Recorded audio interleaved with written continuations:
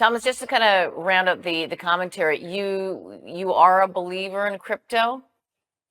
A believer in Bitcoin, absolutely, because that you know Okay. that has stood the test of being a hard asset that people are storing wealth in, and that I think that's that's factual, and I think there's enough room in the spectrum for gold, silver, Bitcoin. I think that all Hmm, works. It's just the rest okay. of the crypto stack that I still think, and I'm not saying I'm a disbeliever, but if you think about 10 plus years of crypto, we haven't had anything beyond Bitcoin. That's a little bit challenging and troubling for crypto. I'm not saying the clock's out, but Hmm. in terms of this recent AI boom, it's done 10x, 100x. Right. Yeah.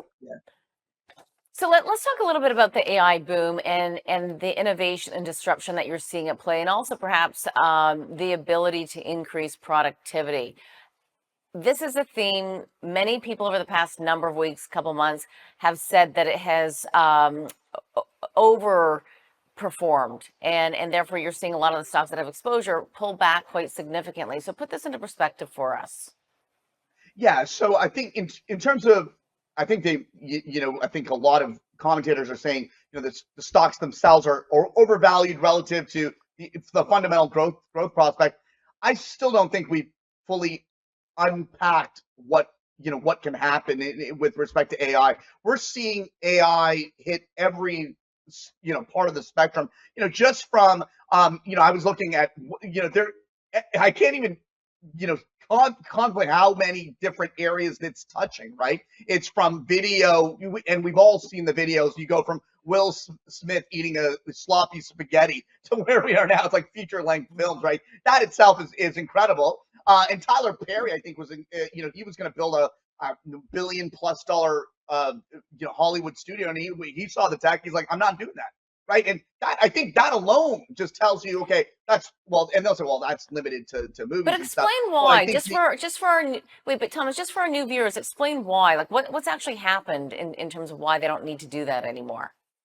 yeah. So what's happened is the fact that if you think about all the FX and all of the stuff that historically in movies that would require physical movement, and now you can imagine it all through. You can just say what you need, line it out, and you get that scene, right. And again, the and Tyler Perry may be one of the greatest of our more recent time in terms of producing hits. And this guy said, wow, wait a minute, I have to rethink how I'm doing this. It's just the way we think about it is just the cost advantage, right? And that simply is it, right? And we're as you go through the exercise, the like right now, what the things that can happen in terms of having an AI agent for all aspects of your work life Hmm. fundamentally increase your productivity. And I think that's what you really got to look at. I can say, me personally, in our organization,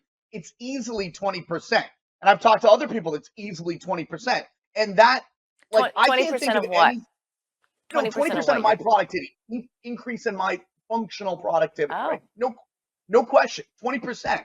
And we've used it in different aspects of our business. There, we've got like 4 different AI pieces across our business that you're just using different applications for different things, right.